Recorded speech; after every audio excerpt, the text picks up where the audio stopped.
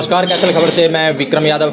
आज कैथल ज़िले के लिए बड़ी खुशी का दिन है क्योंकि कैथल की बेटी कनिका गोयल ने यूपीएससी में टॉप 10 में स्थान हासिल किया है और आपको बता दें कि 9वां स्थान इन्होंने हासिल किया है। तो घर पर बधाइयां देने वालों का तांता लगा हुआ है। चेयरपर्सन है जो सुरभि गर्ग वो भी पहुंची हैं। देख सकते हैं कितनी खुशी मनाई जा रही है। तो कनिका गोयल हमारे साथ है, उनसे बातचीत करेंगे कि किस तरह से वो तैयारी करती थी और यूपीएससी का जो एग्ज़ाम क्लियर किया है इन्होंने और 9वां रैंक आपको बता दें कि दोबारा से इन्होंने ऑल इंडिया का हासिल किया है। तो क्या कुछ इनका किस तरह से एम था, किस तरह से इनका सपना था ये आईएएस बनना, तो क्या कुछ कहना चाहेंगे, किस तरह से तैयारी करती थी, क्या कुछ रूटीन रहता था? पूरी जानकारी के लिए बातचीत कर लेते हैं। जी कनिका, सबसे पहले बहुत बहुत बधाई हो आपको। धन्यवाद जी।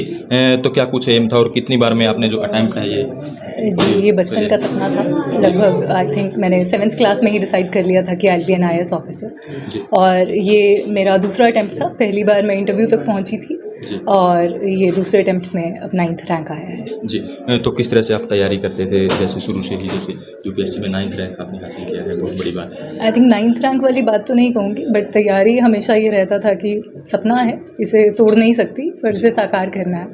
तो मैं आई थिंक हर टाइम ही लगभग दिमाग में रहता था कि तैयारी करनी until I was getting tired.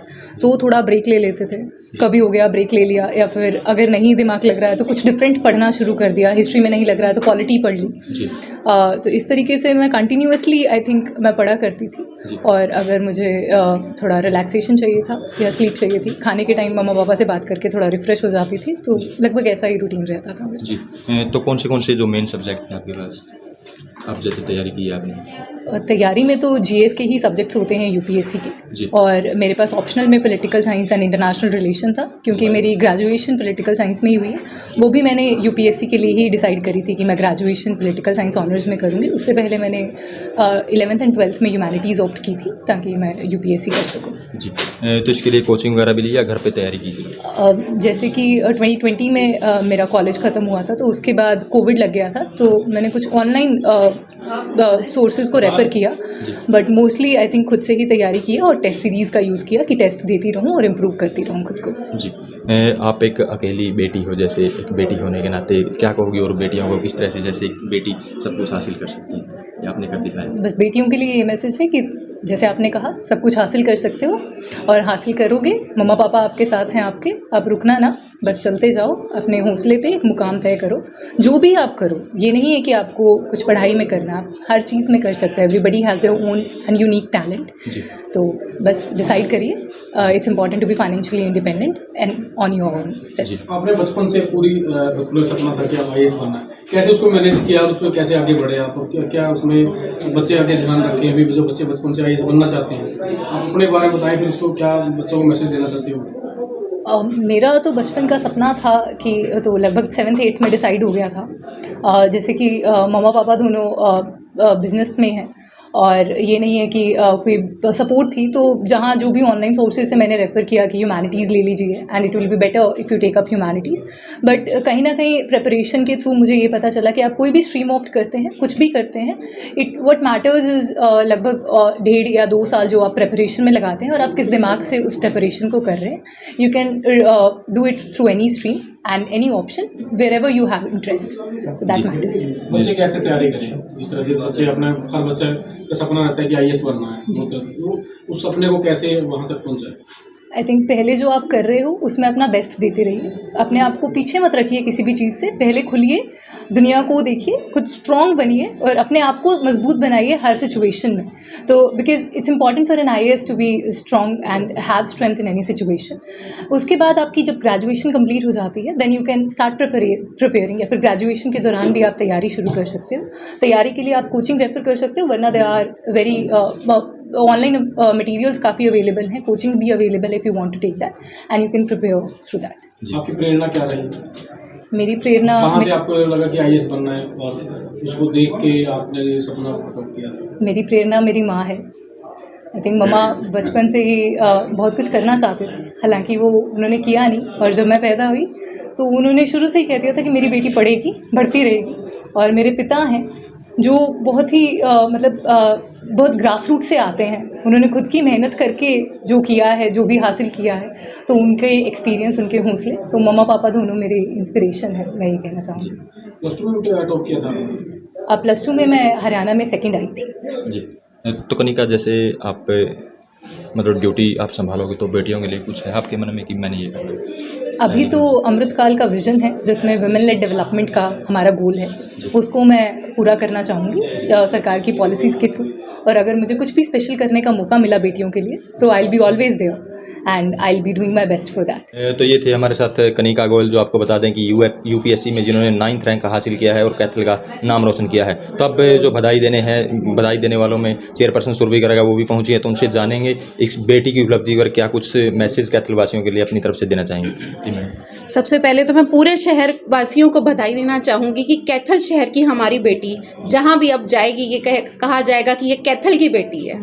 Kaithal के लिए एक बहुत गर्व की बात है। पहले कहा जाता था कि 1 daughter is equal to 10 sons, पर आज की लड़कियों ने प्रूव कर दिया है 1 daughter is equal to 10 sons. Very good very good. आज की लड़कियों ने प्रूव कर दिया कि एक बेटी भी 10 बेटों के बराबर है।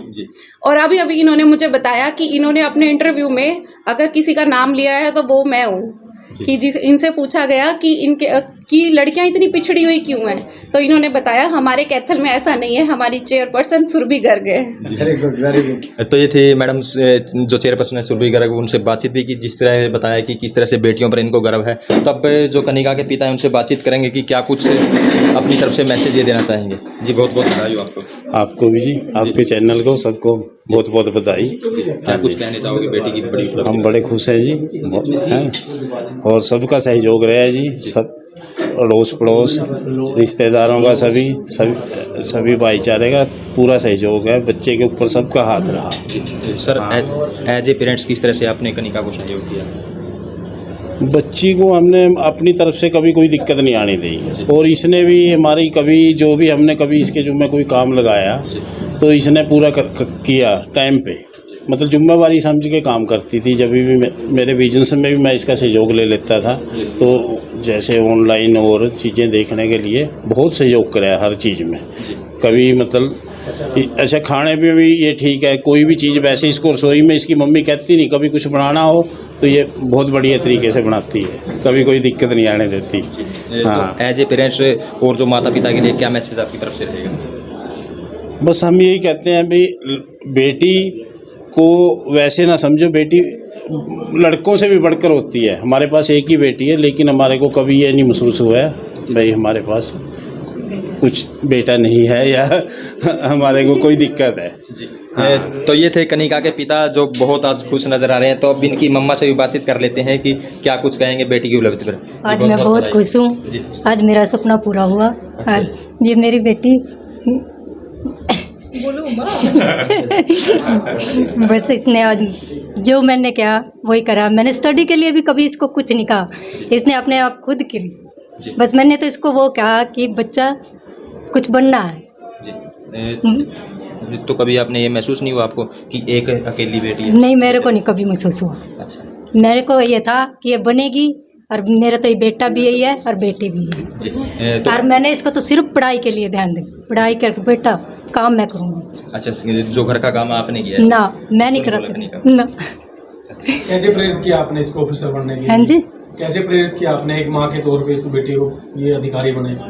मेरे को था बचपन से ही कि मैं ये स्कूल से आती तो ये पहले खाना खाती, अपनी काम जो मिलता वो सारा फिनिश करती, फिर करती जो टीवी देखना या कुछ करना, सिर्फ 2 घंटे मेरे पास बैठ के और कुछ नहीं। उसके बाद खुद इसने किया, ना इसने ट्यूशन रखी ना कुछ तो एज ए पेरेंट्स आप क्या कहोगे? एज ए पेरेंट्स आप क्या कहोगे और पेरेंट्स को भी क्या कहोगे कि जैसे आपकी बेटी ने बड़ी उपलब्धि हासिल की है, उनको भी आप भी भाई अपनी बेटियों को पढ़ाओ लिखाओ और बनाओ। तो ये थी जो कनिका की माँ है, तो कितनी खुश है, परिवार में आज खुशी का माहौल है। हर जो कैथलवासी है यहाँ बधाई देने पहुँच रहा है। तो इस वीडियो को ज़्यादा से ज़्यादा शेयर करें, लाइक करें, कमेंट करें, ताकि ज़्यादा से ज़्यादा लोगों तक मैसेज पहुँच सके।